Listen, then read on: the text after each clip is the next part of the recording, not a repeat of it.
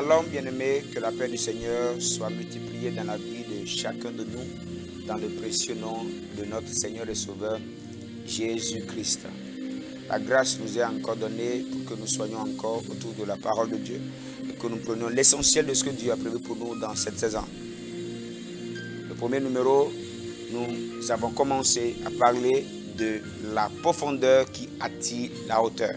Et nous y voici encore pour continuer dans la même lancée. Que Dieu te bénisse abondamment. Prions le Seigneur. Adorable Père, dans le nom de Jésus, que la grâce nous soit encore donnée de t'écouter de manière singulière, de manière particulière. Je prie que ta puissance accompagne cette parole et qu'elle révolutionne la vie d'une personne. Merci Saint-Esprit, au nom de Jésus-Christ. Amen. Que Dieu nous bénisse abondamment. Alors, nous avons dit que la profondeur que nous avons nous qualifie pour la hauteur. Si tu n'avais pas encore suivi la première partie, je te prie de la suivre. Ça te permettra de comprendre un peu la chronologie de ces paroles. Que Dieu te bénisse. La profondeur nous qualifie pour la hauteur. La profondeur attire la hauteur. Nous avons dit, plusieurs de nous, nous voulons la hauteur, nous voulons la visibilité, nous voulons manifester la gloire de Dieu, mais le problème est que au niveau de la profondeur, il y a un problème. Nous avons dit la profondeur d'une maison, la profondeur d'une maison, la profondeur d'un étage permettra à ce que plusieurs niveaux soient posés. Alors si nous voyons une maison qui est très élevée, un étage de 10 niveaux, de 15 niveaux, de 20 niveaux, ça dépend aussi des pays. Si nous vérifions la fondation qui est faite, la fondation serait plus profonde et prendra assez d'équipements, prendra assez de choses. Et plus la profondeur est ancrée, elle est bien faite, alors là, la hauteur est qualifiée. Alors ce bâtiment est qualifié pour avoir plus de hauteur. Et nous reprenons avec la parole de Dieu dans le livre de Luc, chapitre 5, à partir du premier verset. Il est écrit, comme Jésus se trouvait auprès du lac de Génézareth et que la foule se pressait autour de lui pour entendre la parole de Dieu, il vit au bord du lac deux bacs d'où les pêcheurs étaient descendus pour laver leurs filets. Il monta dans l'une de ces bacs qui était à Simon. Et il le prit de s'éloigner un peu de terre. Puis il s'assit et de la bac, il enseignait la foule. Lorsqu'il eut cessé de parler, il dit à Simon, avance en pleine eau et jetez vos filets pour pêcher. Simon lui répondit, maître, nous avons travaillé toute la nuit sans rien prendre, mais sur ta parole, je jetterai le filet. L'ayant jeté, il prit une grande quantité de poissons et leur filet se rompait. Il fit signe à leurs compagnons qui étaient dans l'autre bac de venir les aider. Il vint et il remplit les deux bacs au point qu'elles enfonçaient. Au point qu'elles s'enfonçaient. Quand il vit cela, Simon-Pierre tomba aux genoux de Jésus et dit, Seigneur, retire-toi de moi parce que je suis un homme pécheur. Et ici précédemment nous avons dit, la première chose que Jésus a imposé à Pierre, qui doit faire une pêche miraculeuse, est qu'il s'éloigne un peu de terre. Il dit, quitte la terre. Et il lui dit maintenant, avance en pleine eau. Cette deuxième partie, je voudrais nous parler de l'importance d'avancer en pleine eau. Tous ceux qui ont soif de vivre de grandes choses avec Dieu doivent comprendre, premièrement, qu'il faut d'abord quitter la terre. Il faut quitter la réalité de la terre et se connecter aux réalités du ciel. La deuxième chose, il faut avancer en pleine eau.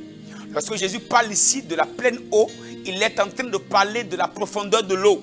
Il est en train de lui dire de quitter là où l'eau n'est pas profonde et d'aller dans la profondeur, là où l'eau est profonde. La parole de Dieu nous dit que c'est ainsi qu'après avoir jeté le filet, il eut une grande quantité de poissons au point où les filets se rompaient. Il était obligé de faire appel à ses compagnons qui vinrent aussi et les deux bacs étaient secoués à cause de la quantité et de la grosseur des poissons qu'ils avaient pris. Alors là, nous pouvons comprendre, lorsqu'on avance en pleine eau, on a la capacité d'avoir plus de poissons. Voilà pourquoi je voudrais te dire, les grandes choses de Dieu auxquelles tu aspires exigent de toi que tu ailles en pleine eau. Il faut que tu approfondisses ta relation avec Dieu. Parce que c'est la profondeur qui attire la hauteur. C'est la profondeur qui crée la gestation, la manifestation, qui crée la visibilité. Lorsque les choses s'approfondissent avec Dieu, elles reçoivent la capacité de bondir et de monter plus haut. Lorsqu'on prend un ballon, qu'on l'enfonce dans une piscine, plus on l'enfonce et on le relâche, plus le ballon rebondit et monte plus haut. Lorsque tu veux monter plus haut avec Dieu, il est très important que tu approfondisses ta relation avec Dieu. C'est ainsi que tu seras propulsé dans une plus grande gloire. La quantité de poisson était tellement élevée, tellement il n'était pas en mesure de le garder lui seul. Son filet se rompait et sa barque voulait même se noyer. Il était obligé. La barque s'enfonçait. Il était obligé d'appeler ses compagnons. Et les deux barques étaient remplies. Ça veut dire, tu as la capacité de remplir ta vie de gloire et tu as aussi la capacité de remplir les vies de ceux qui t'entourent de gloire si tu peux réellement payer le prix de la profondeur. Lui seul, il est allé en eau profonde et la quantité de poissons prise, cette quantité est capable de le satisfaire, lui, de combler ses vides. Et il était aussi en mesure de remplir les bacs d'autres personnes. Il y a des choses que toi seul tu es capable de faire.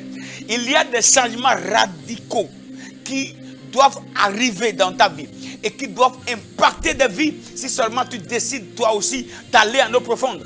Si nous pouvons aller en eau profonde,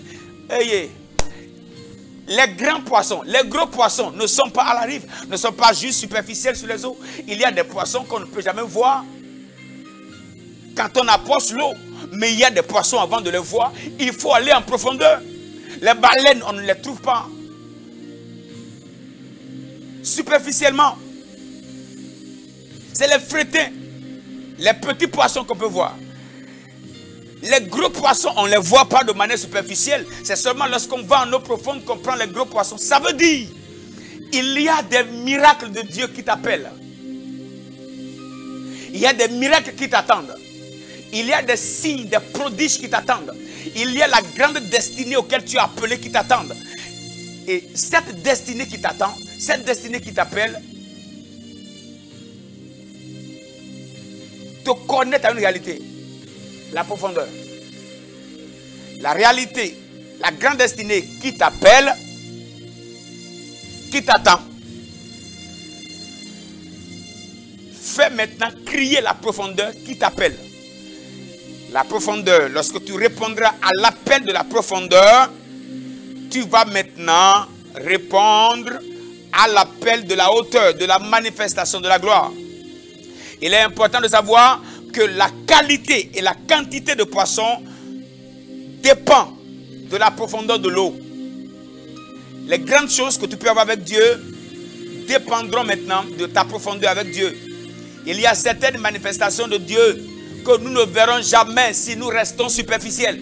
Il y a des gloires de Dieu que nous n'allons jamais vivre si nous restons superficiels. Il y a des manifestations de Dieu qui ne seront jamais réelles si nous restons superficiels. Il est temps que tu quittes le superficiel. Et généralement, nous ne sommes qu'en train de critiquer les faux. Telle personne est fausse. Il y a faux ici. Il y a faux ici. Il y a faux là-bas. Il y a faux là-bas. Ma perception des choses a changé à partir du moment où Dieu m'a dit la meilleure manière d'attaquer les faux, ce n'est pas de les critiquer, ce n'est pas de les dénoncer, ce n'est pas de les insulter, mais c'est d'être le vrai. Et c'est de révéler le vrai. Tu vas arrêter le faux quand tu vas révéler le vrai, quand tu vas manifester le vrai. Parce que la voix du vrai ne peut pas être étouffée par la voix du faux. La voix du vrai ne peut pas être étouffée par la voix du faux. Mais la voix du faux peut être étouffée par la voix du vrai. Si le vrai résonne quelque part, il y a les faux qui vont disparaître. Les faux vont disparaître lorsque les vrais vont monter. Si les faux réussissent à faire plus de bruit, c'est parce que les vrais ne sont pas là. La meilleure manière d'attaquer les faux, c'est d'être un vrai, c'est de montrer le vrai. Pour parler de faux miracles, Il est important que nous montrions nous-mêmes les vrais miracles. Il est important qu'on démontre les vrais. On ne peut pas parler de faux. On ne peut pas parler de faux si on ne parle pas de, si on ne montre pas les vrais. Si on ne connaît pas la qualité du vrai billet, on ne peut pas dire que d'autres billets sont faux. Alors c'est en fonction c'est en fonction du vrai billet qu'on peut maintenant juger le faux billet. Si nous voulons arrêter les faux miracles, démontrons les vrais miracles. Il est important à cette génération d'arrêter de parler. On critique trop, on est trop distrait, on bavarde trop. Restons un peu dans la présence. Allons un peu en profondeur. Entrons un peu dans la présence de Dieu.